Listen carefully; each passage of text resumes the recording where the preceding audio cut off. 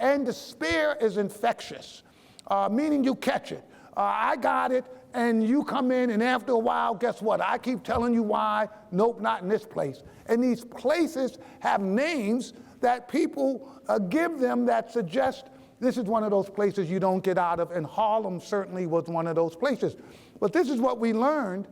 Hope is also infectious, right? When people begin to see that thing, well, first of all, when we said we were going to change the conditions, everybody, yeah. You know how many different entities had come into Harlem saying we're going to change this thing, and so everybody's eyes roll, yeah, you're going to change it, yeah. When people actually began to see the physical change and began to understand that this thing was really happening, at first we had to convince people to work with us, then people began to come to us and say, hey, can you come on my block and help us with this?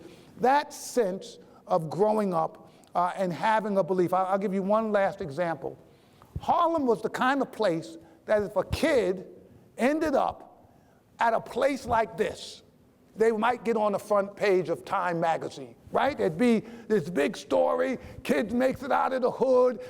And so if you ask somebody back when we started, do you know anyone going to college? They would probably say, oh, I think there's this girl on 117th Street. I think she's in college. And they say, well, could you? I say, no, you'd have to be a genius to go to college. Stan and I have over 940 kids in college right now. When they come home, which they all are coming home for spring break, you know what it looks like to be 8 in a place that you've got 900 kids from your community in college? If you ask them and you believe you go to college, they would be like, he's in college. So, you know, it's what changes what the norm is. If the norm is no one goes, then you say, I'm normal. Why would I think I could go? If the norm is that one is in college, I know I could go to college if he's in college, right?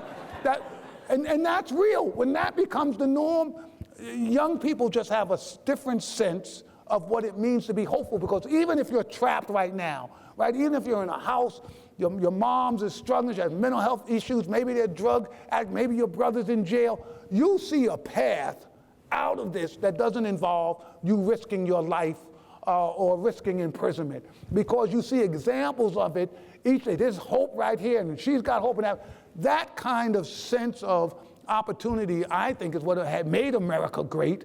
And in these places, we've got to bring that sense back to these communities.